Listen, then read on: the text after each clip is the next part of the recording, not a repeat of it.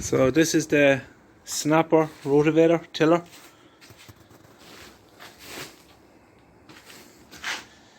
It's a 5 horsepower Briggs & Stratton engine. It's probably late 70s, very early 80s. Father bought it in 1985 at an auction. Did a lot of gardens around here with it. All that there. And I'm going to try and clean it up, make it look like new again.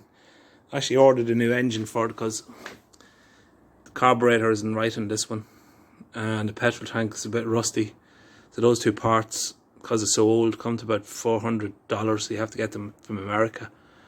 So it's not really worth it, so just going to try and get an engine and mount it on it and give it a clean up, see how it goes.